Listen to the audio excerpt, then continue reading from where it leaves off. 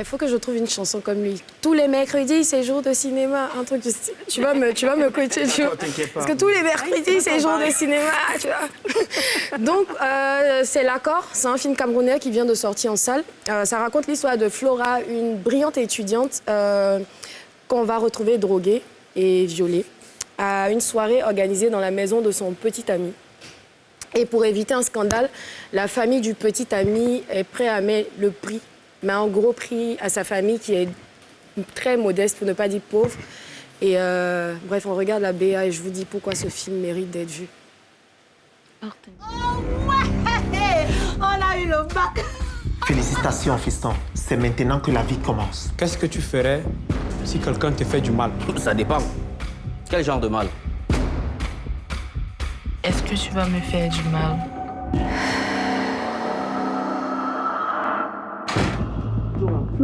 Flora. Je veux savoir qui a fait du mal à mon enfant. J'ai besoin de haïr quelqu'un pour ça. Votre fille est ma seule chance de coincer ces salauds.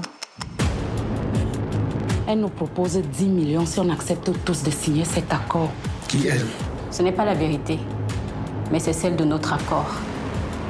Tout ce que je veux, c'est de sortir de cet enfer. Si c'est le diable qui fait le transport, tant pis.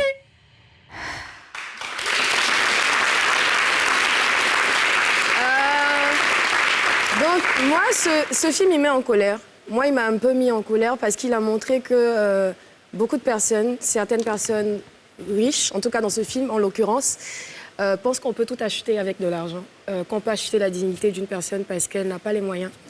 Ce film montre à quel point certains parents sont prêts à tout pour leurs enfants, même au pire, comme le parent de Flora qui tient à trouver le coupable. Porte dedans. Ouais. Hein. Il dit que j'ai besoin de haïr quelqu'un pour ça.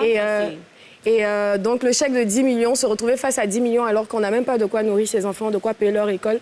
Donc, les parents sont dans un dilemme. Donc, le film tourne autour de ce dilemme-là. Mais on se rend aussi compte qu'on peut détruire la vie d'une personne en une soirée parce que après ce fait-là, Flora, la petite pétillante, perd tout. Elle passe ses journées à pleurer, ne parle plus. Ce film, il est magnifique. L'écriture est belle. Ce film m'a émue, en tout cas. Pardon, je ne vais pas pleurer, ne vous inquiétez pas.